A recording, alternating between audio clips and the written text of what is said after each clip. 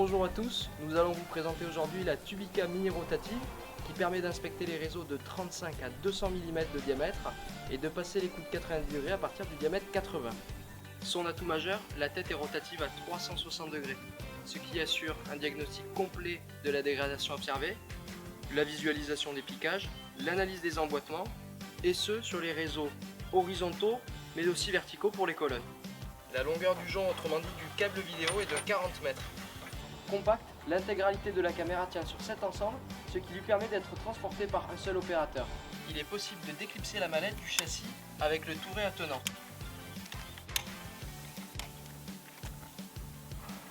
Une fois la mallette ouverte, il n'y a qu'un seul câble de liaison à brancher sur le canal CAM 2. Il y a un détrompeur, donc une fois le câble inséré, on vient visser la bague de serrage. Le canal CAM 1 quant à lui permet de brancher les caméras axiales. Il ne faut pas qu'elles aient la fonction compteur métrique. On va insérer le jonc dans l'axe de déroulement. Pour ce faire, on déverrouille, on insère et on vient reverrouiller l'ensemble.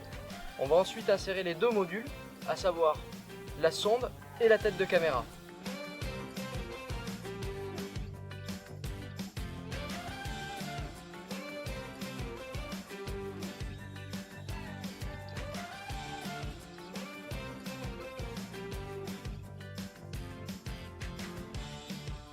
La caméra d'inspection Tubica Mini Rotative dispose d'un verre en cristal de saphir lui permettant de ne pas se rayer et la tête est étanche jusqu'à 10 mètres sous l'eau, autrement dit 2 barres de pression.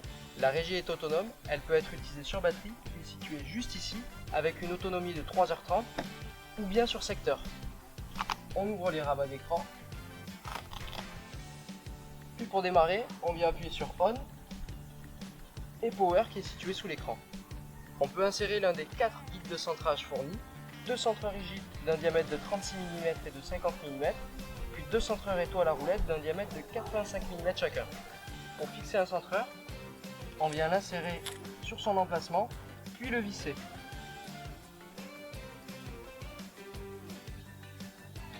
Une fois en place, on va pouvoir tirer sur le jonc pour le dérouler. Grâce au compteur métrique intégré, la distance parcourue va venir s'afficher en haut à droite de l'écran. Il y a le bouton MC Reset qu'il suffit de presser pour faire une remise à zéro. La rotation de la tête de caméra est contrôlée manuellement à l'aide du joystick. Une remise à niveau automatique de l'objectif est possible en appuyant sur le bouton Cam Reset. Celle-ci se repositionne et se stabilise en permanence dans la bonne orientation du réseau, autrement dit au fil d'eau. A savoir qu'au fur et à mesure que l'on déroule, cette stabilisation se poursuivra tant que l'on ne touche pas au joystick pour repasser en mode manuel. La sonde 512 Hz intégrée est active dès lors que le matériel est en marche. Il suffit de repérer le signal avec un localisateur adéquat tel que le V-Loc.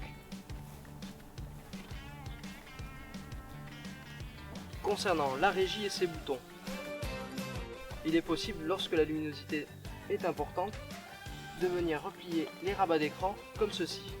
Une pression sur le bouton menu permet de faire apparaître les paramétrages de l'écran et de pouvoir les ajuster, à savoir la luminosité, le contraste et la couleur.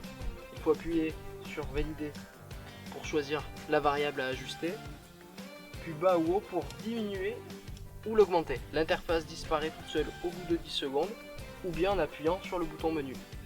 Les boutons LED+ et LED- permettent d'ajuster le niveau d'intensité de l'éclairage des LED de la caméra en l'augmentant ou diminuant pour s'adapter au mieux au type de réseau et à son diamètre.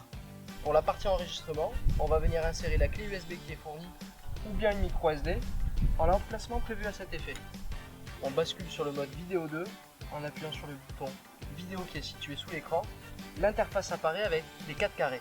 Pour lancer un enregistrement, on va se rendre sur visualiser enregistrer, puis presser le bouton lecture entrée ou directement le raccourci REC. Une fois terminé, il nous suffira d'appuyer sur le bouton retour stop. Quant à la prise de photo et lorsque l'enregistrement est en marche, il faut appuyer sur le bouton REC, le message photo enregistré apparaît. Il est possible d'incrémenter des commentaires audio à l'aide du bouton micro et des commentaires écrits avec le clavier.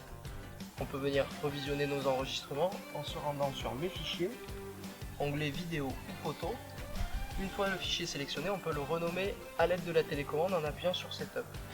En rappel, le format est AVI pour les vidéos et JPEG pour les photos. Afin de retirer l'USB en toute sécurité, on va descendre sur retirer USB, appuyer sur play, puis sur OK pour valider. Les précautions d'usage sont les suivantes. De bien rincer et nettoyer le joint lorsqu'on le rembobine pour éviter d'obstruer la partie tournante, rincer la tête de caméra et la dévisser pour la ranger dans la mallette. On vient faire les manipulations inverses, notamment refermer les rabats d'écran, puis on vient assécher toutes les parties humides avant de fermer la mallette pour éviter la condensation.